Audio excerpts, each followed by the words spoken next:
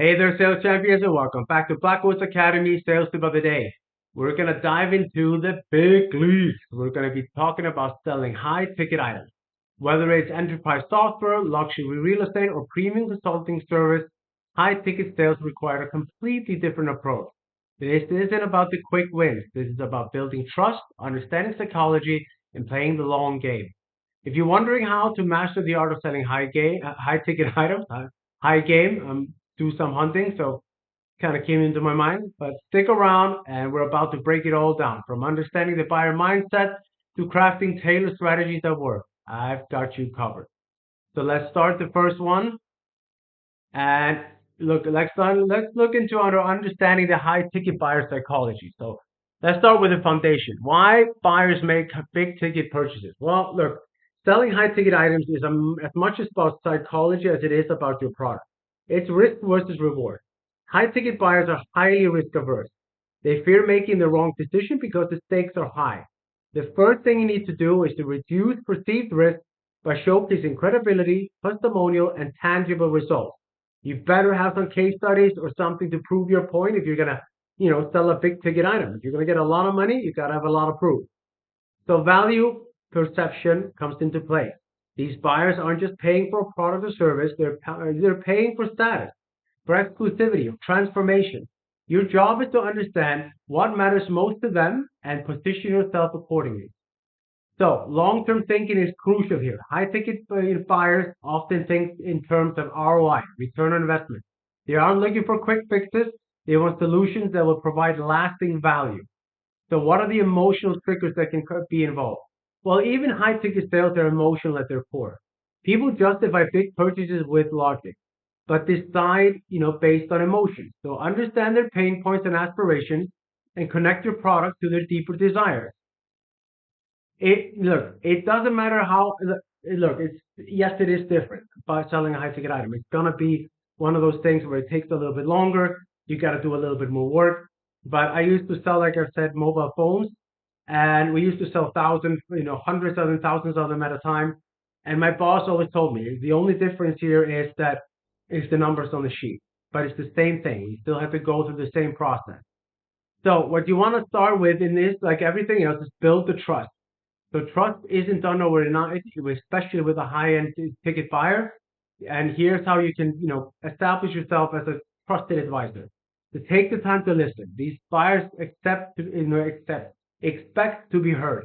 Ask open-ended questions and actively listen to their needs, their fears, their goals. This demonstrates that you're not just here to sell, but you want to solve their problem. And personalization is key. High ticket buyers expect tailored solutions. Use the information you gather, to craft a proposal that speaks directly to their unique situation. And leverage social proof. Like I said before, high ticket items, you need to have testimonials. You need to have case studies, success stories, something. They're your best friend.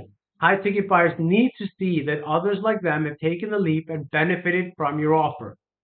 So what you want to do as well is you want to position yourself. Well, you want to position yourself as a must-have. So the high ticket sales are one in the mind of the buyer. So you position yourself right and it'll make it all a lot easier.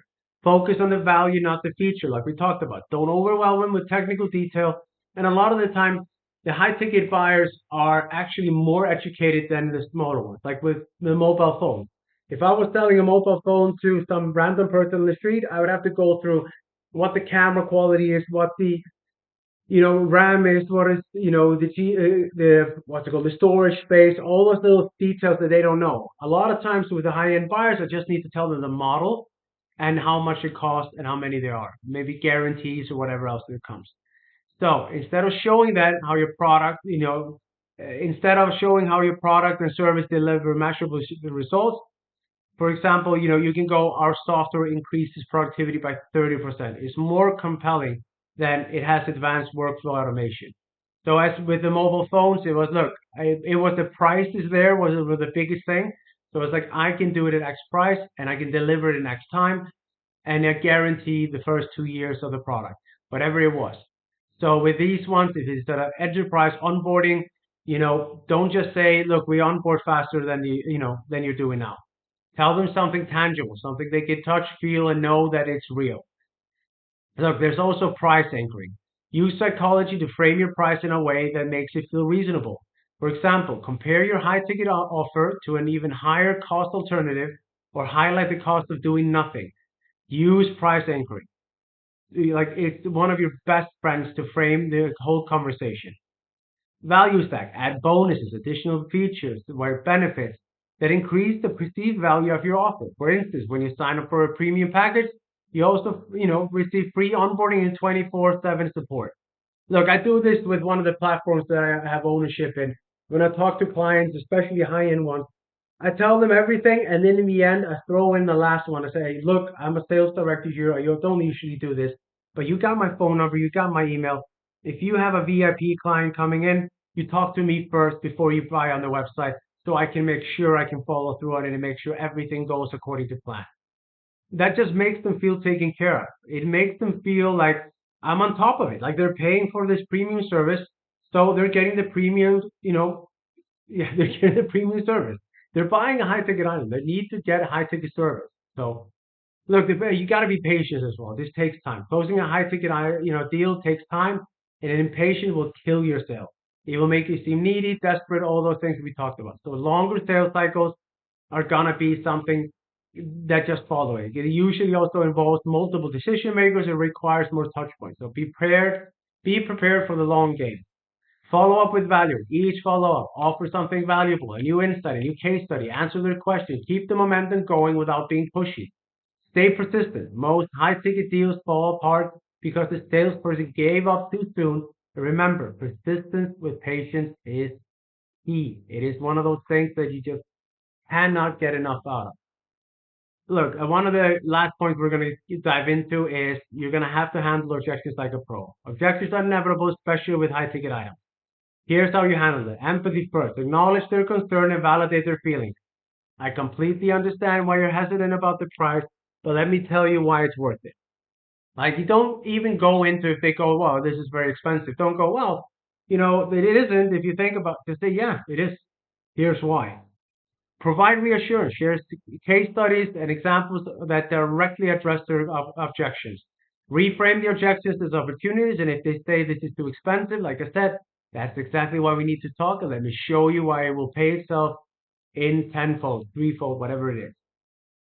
So let me see, let's look at the last point here on it, which is just closing the deal with confidence. So we repeat this from every time here. Confidence, confidence, confidence.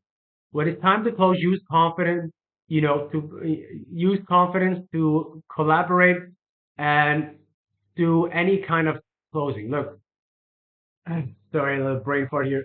Confidence is key. It's everything. It's everything in sales. Like it almost doesn't matter, like I say, what you say is how you say it.